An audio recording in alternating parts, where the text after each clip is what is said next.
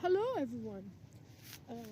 Today, this is Rachael Alice, and I'm out with the dog in a nice city, in a big city, and in my little neighborhood here, people are still afraid of the dog, but I hold him very close on the leash, and people are not flinching right now.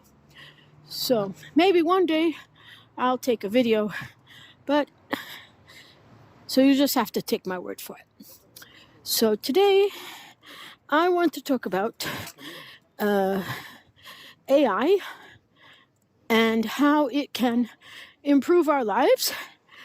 One of the things I was thinking about is to to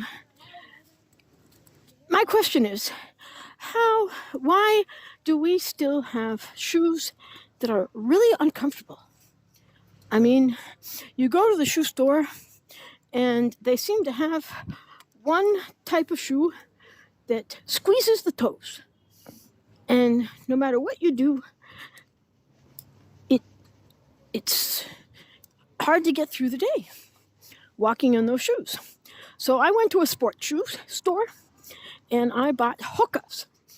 And the seller understood that I'm a teacher and I'm on my feet all the time. I don't know how teachers in a class manage to sit down at all because I'm always walking around the class.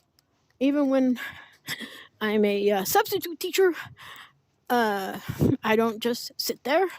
I'm walking around the class. So when I went to the sports store for the Hokas, and so I usually am size 5, size 35, 36, and what I ended up getting was size 37 and a half. So, but they stay on my feet, and there's room for the toes. But, they look kind of ugly. Well, I don't know ugly, but they're sports shoes. And I don't understand why we can't make nice shoes, dress shoes that don't squeeze the feet. So one of my wild ideas, and I have a lot of them, but is to have some sort of an AI foot measuring program that use the mouse somehow. I don't know. That has to get worked out. But the idea would be that customers at home measure their feet and what their preferences are, if they want to be pointy dress shoes or they want to have comfortable shoes, they want to have whatever type of shoe they want. And I don't say that it has to be cheap, but it has to be somewhat affordable. Not $1,000 for a pair of shoes, although I'm sure you can. Excuse me, still have the cough. I'm sure there are places that you could buy a pair of shoes for that much, but I don't think the average person could afford it. So it would be somewhat affordable. And once you have the measurements of the feet and the AI designs the shoes according to what the person wants, and you give it to a factory that makes shoes, and according to that, they make the shoes. So I've been told that this is really way, way too expensive because the way the shoes are made nowadays is they make a 3D model called the last, and then the shoemaker or the factory makes the shoes according to that, according to the last, and they sew it up and glue and everything that needs to be done, and then you have a pair of shoes. But maybe this time has come for made-to-order shoes and that it would be the same materials, or maybe better materials even, than factory-made shoes. So, as a teacher, I can get away with wearing these shoes, the Hokas, in class.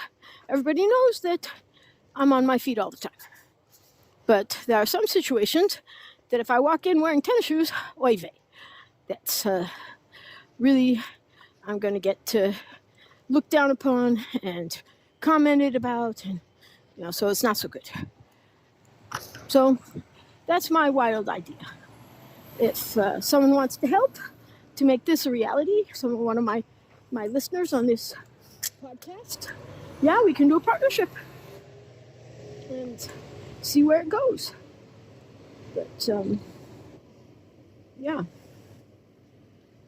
I just don't understand why shoes have to be so uncomfortable and bad for the feet. How did I get started with this? I had some time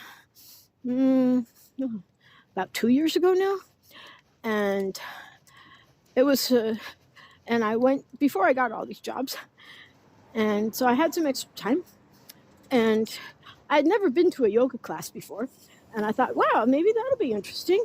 They say yoga's good for exercise and meditation and all that kind of thing, and so I signed up for the class.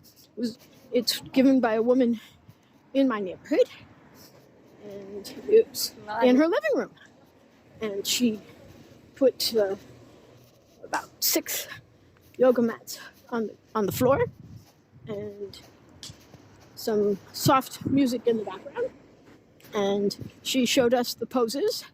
I think I was the only new person there, and so I was trying to do some of the poses, and we had to take off our socks and shoes, and I almost fell down. So I analyzed why I almost fell down, and I had to lean. I was almost going to get the woman next to me, but at the last minute I was able to fall the other way, and I was next to the wall. So I managed to hold on to the wall, and but I didn't go back because I was too embarrassed that I almost fell down and made a gigantic yoga pile in the middle of in this woman's living room. But yeah, so my toes were all jammed together, and I didn't really have good balance. So I looked and looked. I found on a website barefoot shoes, and I ordered a pair. They were rather expensive, especially after I got them in the mail. I was like, really? This is $50? The sole is so flimsy, and when you put them on, you feel every bump and crack in the road, on the sidewalk, everywhere. And I know that that would be good for once in a while, but I can't really see myself going to school like that, feeling every little bump. So why can't regular shoes be made in that way, that give your toes what to move and to yeah, maybe I don't need such a thin sole. Maybe, and I don't understand why it was so expensive, because then the shoelace, after 6 months, almost disintegrated, and the soles are almost gone. I don't know, I didn't wear them that much. So maybe yeah. So maybe we could try to design a better shoe that does the job and gives support to the feet and makes it so teachers, doctors, nurses can be in any color, any size, but yeah, made to order through a computer program. Maybe it could be CID, computer-aided design, to make the shoes fit. So that's my wild idea for today. And thank you for listening in. And you can also look for me, Rachael Alice, on YouTube. I have a channel of my original music. And this podcast is going to be up there too. So thank you so much. And we'll meet next time. All right, bye-bye.